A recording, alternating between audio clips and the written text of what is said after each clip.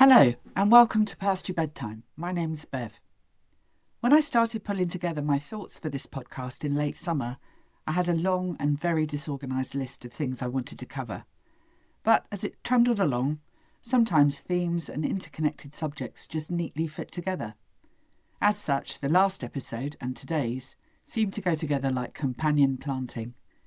If you haven't listened to episode 5 yet, perhaps go back and find it when you have the time. You'll see what I mean. And like my previous guest Louise, having a flair for marketing whilst working on the family's dairy farm aren't probably the most obvious two jobs to sit alongside one another. But combining the two is precisely what today's guest, Andy Venables, has done. Recognising that many farms need a second or third revenue stream to survive these days, including his own, was the catalyst for starting his own marketing consultancy, specifically addressing the needs of companies selling to farmers and farmers selling to consumers. Intensified, like many things, by the changes brought about by COVID, Andy and the team at Hillsgreen are uniquely placed to deliver advice and common sense strategies that come from having a real-world understanding of what it means to be a farmer. I'm hugely grateful to Andy for taking the time out of his busy day to share with me the work he's doing. And we pick up with Andy explaining how it all started. So you said what came first, the farming or the marketing? So it was the farming. So I grew up on the family dairy farm in Macclesfield. Dad is third generation. So my great granddad moved to a tenanted dairy farm in 1912. My granddad was fairly mixed farming, and as dad took on the farm, he focused on dairy because ultimately he sort of had to go big in one area to really gain the efficiencies. He grew that to about 250 cows while I was like a teenager, and I loved living on the farm. I was happy to help on the farm, but in the nicest possible way. It wasn't my biggest skill set in terms of milking cows and driving tractors. What I really enjoyed was the business side of it. So it was almost working with the consultant and my dad, looking at the numbers, looking at how we're going to drive efficiency, looking at how we're going to introduce technology on farm. And then that led me to study a degree in business. I decided, do I go agri-business? And I thought, no, this is an opportunity to just look broader and look outside agriculture. So I went to Huddersfield, studied business. Part of that degree, I did a placement year. I'd started to like marketing. I was intrigued by it. Applied for a number of marketing roles and then actually got a job for a company called Bounty, which I thought was a chocolate bar, but it wasn't. It was a parenting club.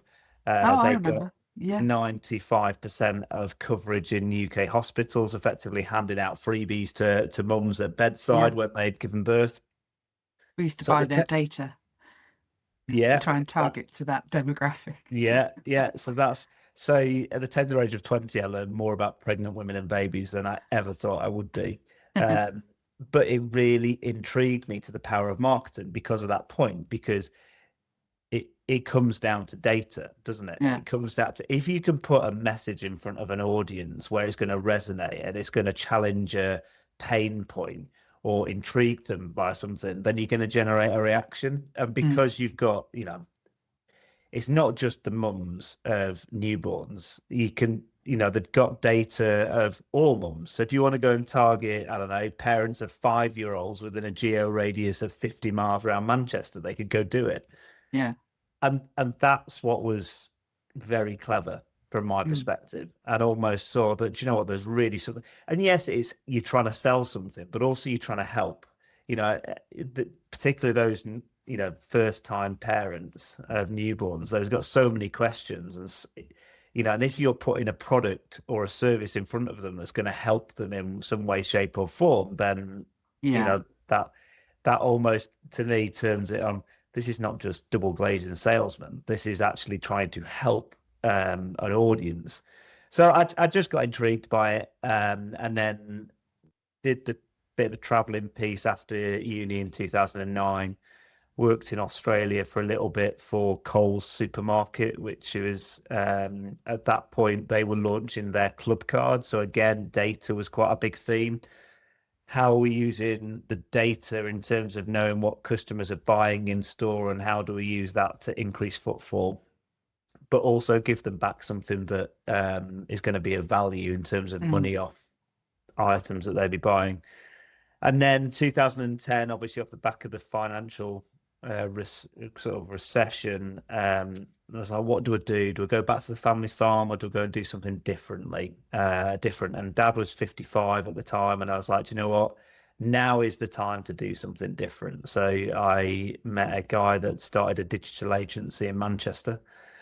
There was 4 people in that business, and I suppose the reason I mentioned the recession is because marketeers at that point were really starting to get scrutinized in terms of what the return on investment was from their marketing budget. And the beauty of digital is it can all be tracked. We can sort of say, well, how many eyeballs are we getting it in front of, and how much traffic is that generating to our website, and is that turning into leads or sales? Yeah. Whereas offline channels is much harder to sort of track the true performance of it. Yeah. So the business was called Return on Digital, and to me that was quite a clever naming native brand, because all of the conversations we were having was a commercial-led conversation. It did not matter if you were selling nappies or high-end fashion or cosmetic dentistry, right? They were all looking to generate more leads or more sales. And if we could talk in that way, then it sort of became a no-brainer. If you can spend £2 and get £10 back, then actually I'm willing to give it a go. And that business over the 6 years that I was there grew from 4 people to 32 people. My career grew at the, then I think it was 27, 28. I ended up being commercial director of that business, responsible for all of the account management, all of the new business, and sort of ended up with the sort of HR culture hat. Learned an incredible amount, what to do, what not to do, made a lot of mistakes, but loved it, and really proud of sort of what we achieved at that business. But then 2016 or 15, 16, I'd got married, I'd got a young son, and I was traveling an hour each way to Manchester. And the family farm came calling a lot. Our main farm, as I said before, is tenanted, and the neighbouring farm came up for sale, which was 80 acres, house and buildings. And it gave us an opportunity to continue that expansion. So we had a sit down as a family to look at what did we all want. And I suppose the thing that we could all agree on is we didn't want to see the family farm disappear when Dad retired. But I recognised that I wasn't the right person to be that day-to-day farmer. So we came up with a plan, and we said, well, if we could take on the neighbouring farm, that would allow us to scale up to about 350 dairy cows plus followers. But it would also be a size of business that could have a team of people that are running the day-to-day that I could oversee, to allow me to diversify in some way and bring in an extra revenue stream. So we luckily managed to get that farm and borrow a lot of money. Well, that was the other point.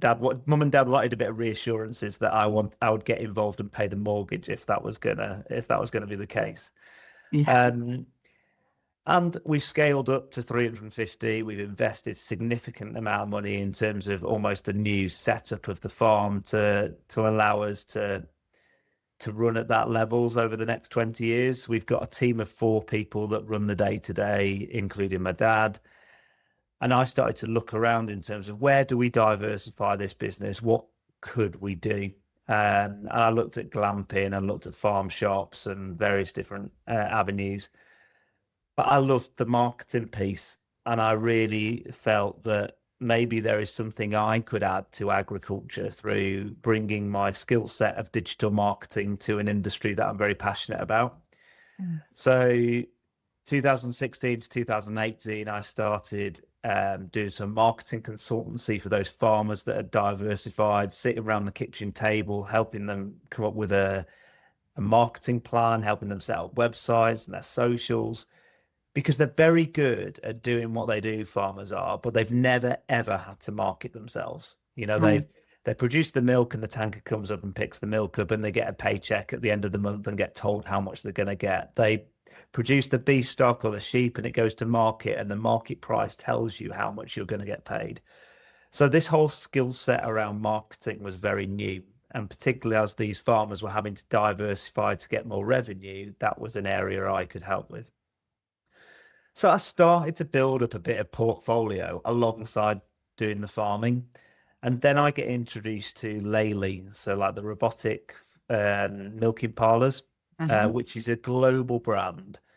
And I got asked for a meeting by the general manager of the Staffordshire branch, which looked after all of Wales and a good chunk of England.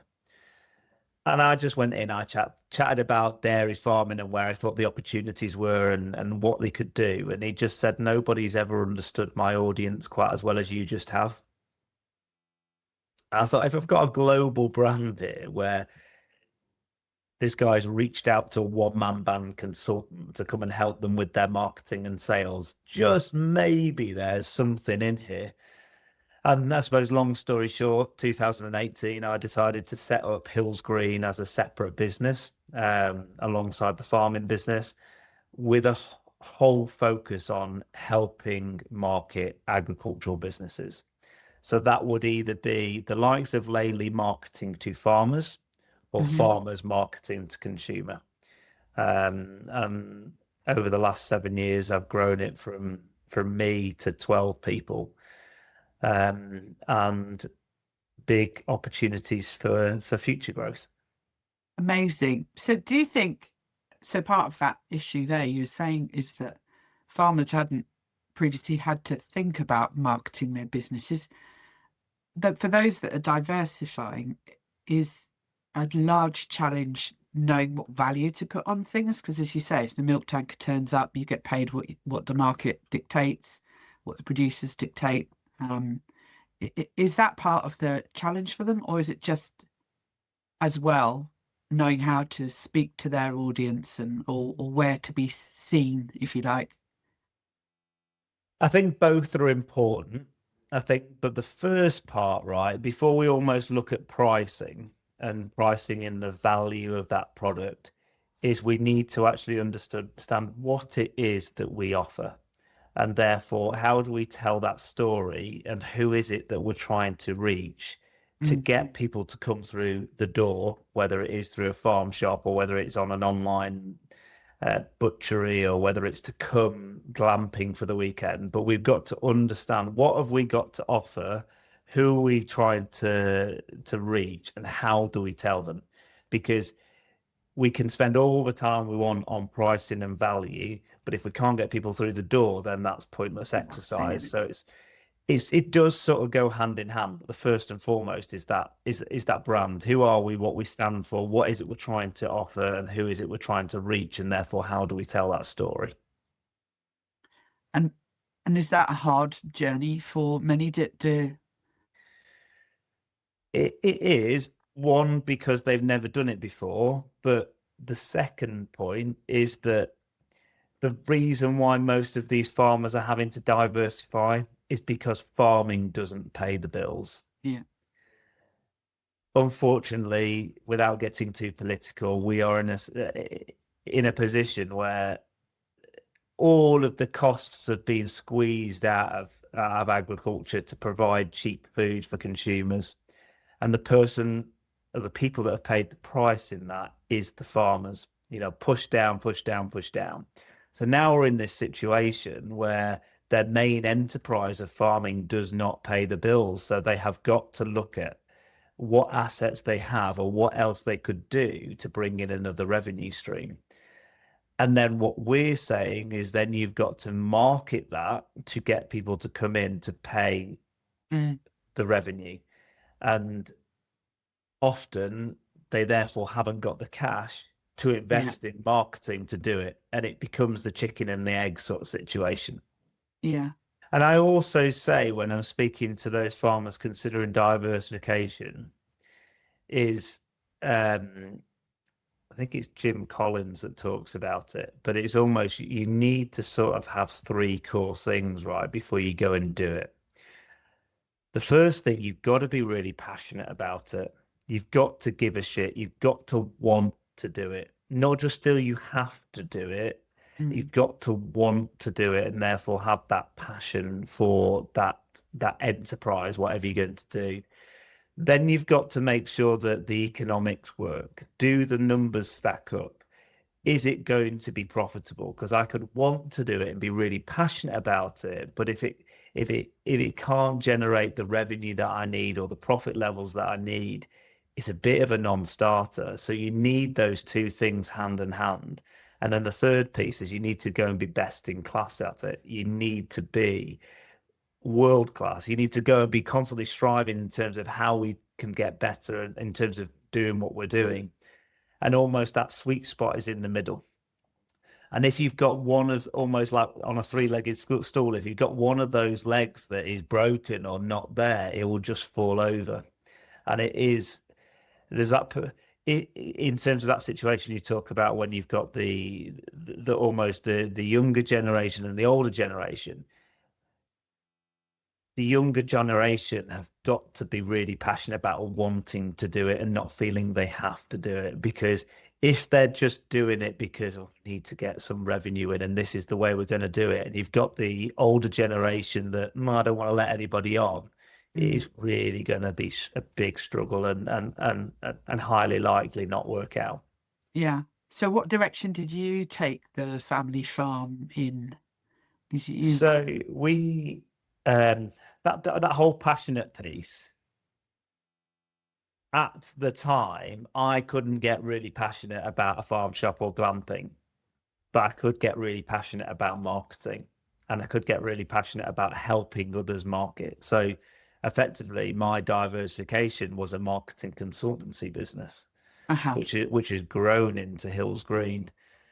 We're now at a stage where we are starting to consider, is there something else on farm? My wife's a teacher. She's early 40s, considering she don't want to be teaching by 50. So what is there something else? Now she's really passionate about putting some form of lodges on farm or glamping. And I do think, given we're sort of in the Cheshire area, is a wealthy area, there's a beautiful area, there is a market to do that, and she is passionate about it. Now that is fine then, in terms of, look, we just need to look at if the numbers stack up to go and do it. But if it was just me doing it, I couldn't get really passionate about it, and therefore I didn't think it would be a success. Yeah, but you're there and driving that through. Do you know New Sheepfold Farm, Louise Day? No. She'll be on the podcast at the beginning of December. I'll send you some details, but they diversified.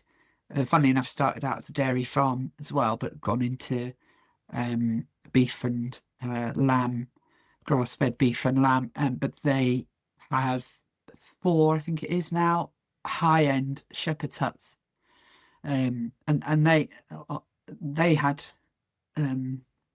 difficulties because they're also farming in a protected area. It's national park land, so they had all the bureaucracy around that too.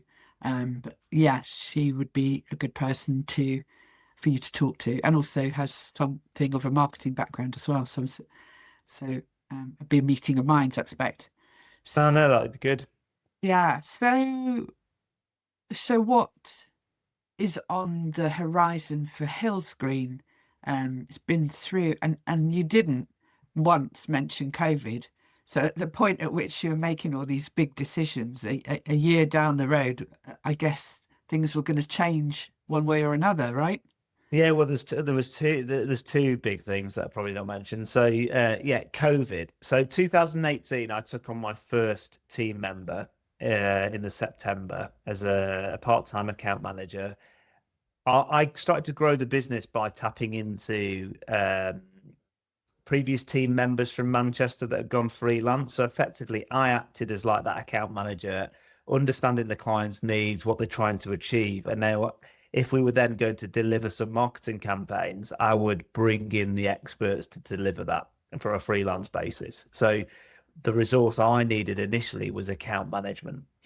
So we took on what account manager in the September of 18, then we took on a grad in 19, and then when we took another account manager on early 2020, and then obviously we had COVID. Now it was actually very beneficial for us because I could see this change in terms of digital adoption coming through agriculture. Like the farmers that were coming into the industry had grown up with smartphones and the internet. So I could see the direction of travel that digital was going to become more adopted.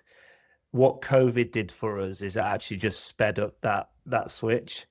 So you've got these traditional farming brands, businesses with big events budgets that obviously still needed to talk to their customers and potential customers, but their website looked like something out of the 1990s and they didn't have social and they had no strategy. So it gave us that opportunity to say, come on, now is the time to utilize some of that budget to invest in digital. Because whenever this pandemic finishes, it's going to be a channel to reach these farmers. And I think particularly the farmers in the 50s and 60s that almost had never been on Zoom or Teams, or, you know, we go to the pub for a study group or a village hall, and you have to buy us a pint and a pint, and that will get us there. Suddenly realized they could get that same knowledge share from the comfort of their own lounge without having to go out. Almost, I think it probably opened their eyes a little bit to actually how they could now use digital. So what did I say? We went in with 3 employees into COVID and we came out with 6. And then we started to just keep growing and bring a lot of that freelance sort of marketing expertise in-house over time. So now where we've got to as a business, we sort of feel that we can help clients in 4 different ways. The first one is around building and developing their brand. The second one is around helping them with strategy and training and understanding what levers they need to pull from a marketing perspective to achieve their objective. The third piece is around what I'd deem like performance marketing. So email, social media, SEO, paid search, paid social, levers that we can pull from a digital perspective to generate more traffic and more leads and more sales through their website. And then the fourth piece, because you obviously mentioned the likes of Ollie Harrison, is influencers. And something that we created, well, I say the royal we, it was one of my colleagues, Siobhan, about 18 months ago, was an influencer offering, because it actually started at a chance conversation with Tom Pemberton, where he was moaning about an agent in London that didn't understand his business. He would call him at milking time. He didn't understand the difference between a cattle crush and a cattle lick. You know what I mean? Like, whereas Siobhan was like, I have lived this industry for 40 years. Yeah, I understand it. I live on a farm. I've worked in the markets. I understand you. I'm really good with people. Surely I can help you connect you with brands through the marketing side of things that would add value to your farming business, but also you would have an audience that could command the commercial revenue back. So we started working with Tom, and that influencer list that we now represent has grown to 20 plus, one of which, not on an exclusive basis, is Ollie. And I think it's almost, as things are changing within agriculture, we're trying to adapt and try to be seen as that forward thinking strategic partner, really, not necessarily pinning in as in a marketing agency. Our job for it really is about helping to grow the agricultural and rural sector. The way we do that is through helping those businesses trying to reach farmers and grow their products and services sales, and those farmers that are trying to reach consumers and trying to grow their businesses. And we're just that conduit in the middle. The other thing that I missed out was in 2022, I got diagnosed with testicular cancer, which was not in my 3-year plan. It was stage 3 and it had spread to my lymph node. So I had to go and have some quite rigorous chemotherapy in the Christie in Manchester. So I stepped away for the business for 6 months. Although I Sure. was still there, I wasn't able to perform a day-to-day running role. And that, if I can take a lot of positives from it, because I'm always looking about where the positives can come from, that allowed my team to step up. And it moved Hillsgreen away from the Andy Venables business to Hillsgreen, almost like I didn't have to be involved in every project or be that go-to person. I had a team that could step up. And often you see in small businesses that founder leader struggles to move from sort of that day-to-day management to a leadership role. Cancer actually helped me do that. It was not, I wouldn't have chosen Not to the best choice. And you know, it also allowed me to think about we've only got one shot at life, and what do I want out of it, and I just, there was part of it that I was like, you know what, I want to grow something. I want to see how far I could take this business, not for almost personal satisfaction in terms of what we can grow together and growing people within the business, but making a difference to an industry I care deeply about. And I suppose that's what we're really focused on at the minute. And I guess you had a lot of time to reflect on that. So that's 3 years ago. Yes. And how much would you say the business has changed in the last 3 years? COVID's getting further away in our memories, but it seems like every time I talk to someone, that altered the business model for everybody, myself included. Since that dissipated and you've been through your trials, what have the last 2 or 3 years looked like for Hillsgreen? It's funny, is when you said that initially, the business is very different in terms of the people and what I suppose what we're trying to do. But actually, almost the core of it isn't.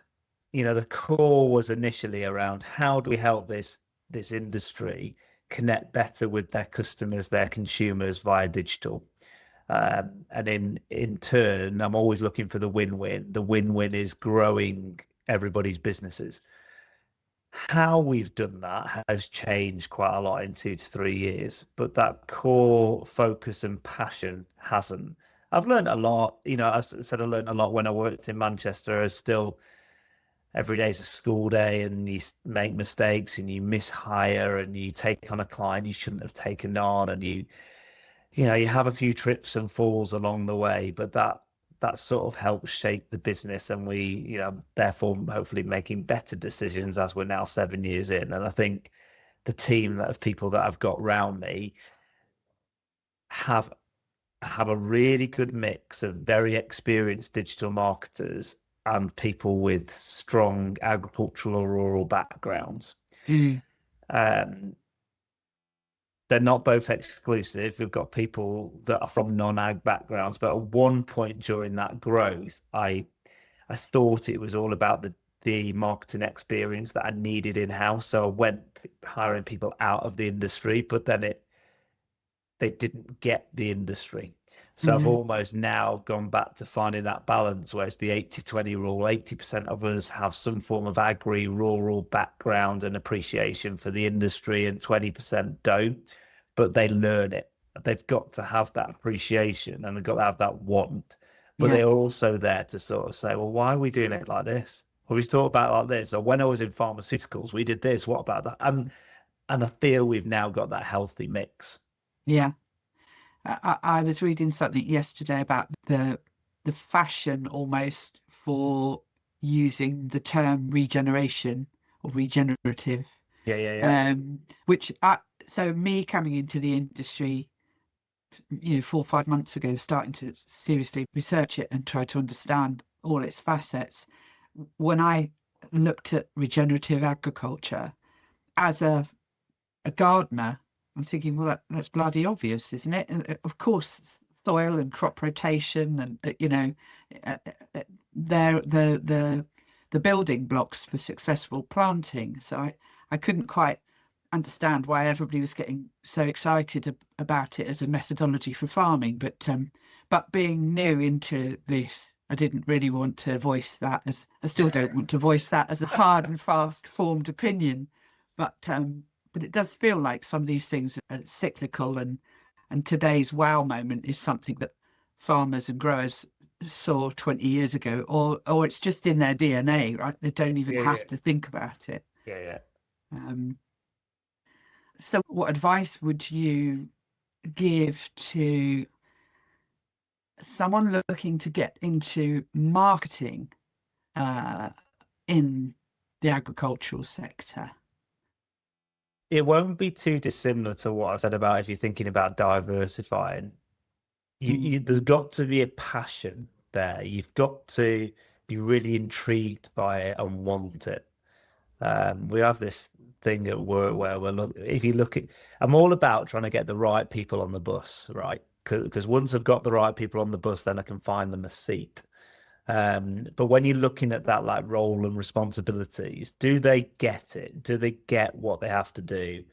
But the second part is, do they want it? Do they really want that role? And the third part is then, do they have the capacity to do it? Do they have the skill set and training? And there's somebody just starting out in marketing, or maybe looking for a career change into marketing, they've definitely got to have that want. They've definitely got to have that desire to get into it. And I think from a capacity perspective, then they need to go looking at what training courses could I do, what Google, HubSpot have got plenty of free courses out there. And before you go almost applying for jobs, start just dipping your toe in the water and just checking that is something that I definitely want to do. And then it is about getting out there and going to, well, if you're talking about running the marketing for your own business, then you don't need to go and get a job. But if you're looking to go and work for somebody, you need to go and put yourself out there. You need to do what you've done on LinkedIn and start building your own personal brand. You need to effectively put some offers out there to those businesses to say, I'd be keen to get some work experience. Mm. Because when there's jobs going, you just end up in hundreds of CVs. That's on Indeed. Mm. Whereas if you're approaching them directly, I think you have the chance of standing out when they don't have a role, necessarily a role there, but you could go in and get some experience. Yeah, yeah. I think when you said earlier about your wife being in teaching and looking at what she could do, I thought you were going to go down the route of, you know, looking at bringing students and kids on farm for educational purposes. And is that something that you or she's explored? Because getting them young and understanding where food comes from, and then interested in what goes on in farming is obviously a natural progression if they're fascinated by it, to want to know more as they, go into the world of work. Yeah, and naturally, I mean, the way the industry's gone over the last few decades is we, as an industry, been shit at marketing ourselves. So we now got decision makers in their 30s and 40s that don't understand where food comes from.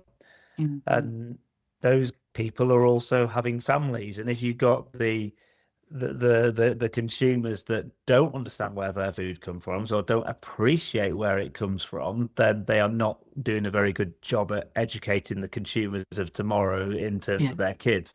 So there is a big role to play in terms of trying to educate those people in the 30s and 40s, but the best, almost, if we can't get to them or it's too late, we've got to go in at the children to try and get that message across and start educating better from primary school. So yeah, there's definitely an opportunity there, and I'm always getting involved in the Open Farm Sunday. It's something that I really think we need to do more of as an industry. yeah.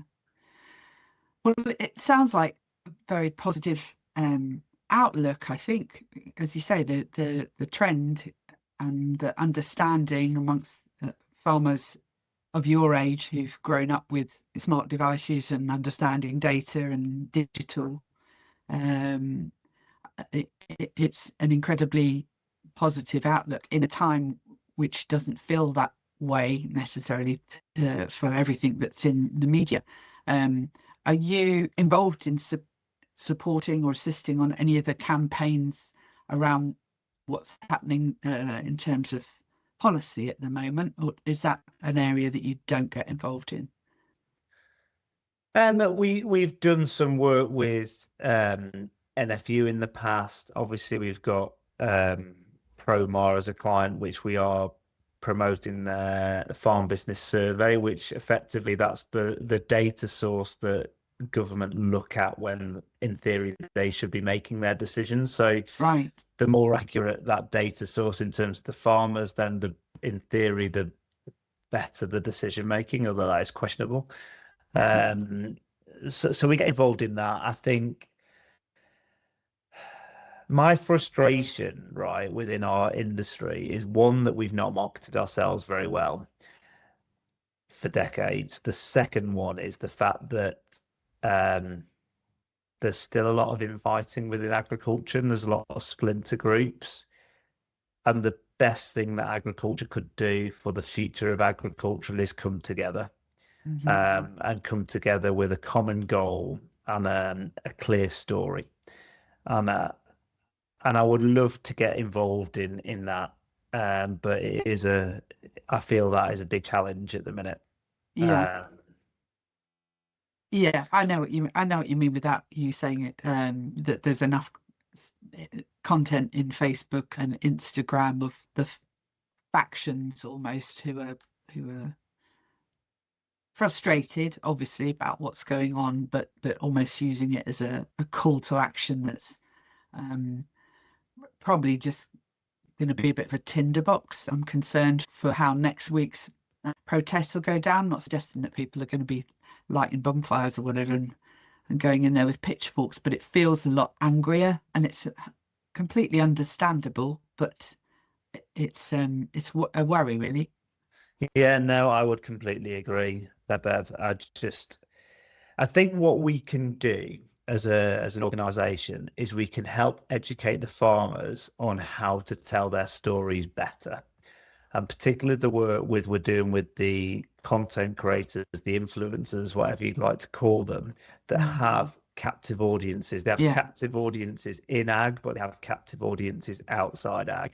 I suppose that role that we can play is to help them build their brand, build their audiences, and get their message out in a clear, consistent way, than us trying to be another organization, trying to have a different message, trying to get everyone together, because that's hard. I'd love to do it, but we've got to have some movement at the top of these organizations to start coming together. Yeah. Well, by the time this episode airs, I will have published my interview with Ollie Harrison. We will have had the budget, and whether or not what we've talked about remains to show that we're right to be worried or things have changed, I don't know. But it'll be interesting to see how that pans out. I say interesting, that sounds really glib, but it's more than interesting. It's fucking important, Yeah. So I think for me, I appreciate having you on as someone who's looking at the industry in a slightly different way, because that's your business, but it adds to the conversation around what farming needs to do to maintain its reputation as a respected profession, almost, a valued profession amongst the man in the street, but how it can act on that and drive some real change. Yeah, I think that's so important. I can't remember the latest data, but I think are we number 2 to nurses in terms of the most valued profession by the British public, and I think that is so important that we don't damage that reputation. Yeah. Well, we will see what happens. Thanks so much for coming on. I'm going to wrap up for today, and it will be good to catch up with you again at some point next year, perhaps, or meet you in person at one of these events. So thanks a lot for your time, Andy. I very much appreciate it. No, pleasure. Yeah, hopefully we catch up soon. Okay, thanks a lot. So I want to say thanks again to Andy Venables for joining me on this podcast, which is the last one for this year. That's a wrap on 2025. And I have to say, it's been an incredible experience this year. Taking the leap of faith to jack the office job in and see if I can move into agriculture, into a world I knew really very little about at the start of this year. In my interview with a farmer that's coming up in the new year, actually he said to me, well, you're no longer looking to move into agriculture, you're in it now. So that gave me renewed impetus and confidence in being able to carry on with this and see where the journey takes me. So to him, I'm very grateful. I would just like to say from the bottom of my heart, really, thank you to the people that have accepted the invitation to be interviewed, to help me along with my understanding, who've become friends in many cases, and I'm really looking forward to 2026. You know, we've talked a lot about the challenges facing farming, and they don't go away. They're very real, but I think it's going to be a very long process to turn around the fortunes of British farming. However, I am confident, maybe ignorance is bliss, but I do feel like the people that I've spoken to during the year, that there is faith in the agricultural sector, and there are super talented people already working in the industry, but also coming through from agricultural colleges, coming into the industry from outside, innovative, smart, resilient people. And I am proud to be associated with them in any small way, as I say, calling some of them now good friends. And I'm excited about being in agriculture, and I can't remember the last time I was excited about the day job. So thanks once again. If you like the podcast, please subscribe and tell your friends, or review an episode or make a comment. Likes and shares, it all helps. It sounds really needy, but I would really like to get the word out and spread this to as many people who might find it interesting and entertaining. There weren't as many F-bombs as I thought there were going to be, which is a good thing. And bit by bit, I'm learning to relax a whole lot more. Perhaps next year I might introduce video. I don't know at the moment, but I will be out and about and a lot more. And I'm sure I need to get my remote recording act together. So stick with it. And I appreciate very much those of you that have given me feedback and come along for the ride. So that's it. Cheerio 2025. Best of the season to everybody out there listening. I wish you all a Merry Christmas and a Happy New Year. And if it is past your bedtime, well, perhaps it's time to turn in. Until next time.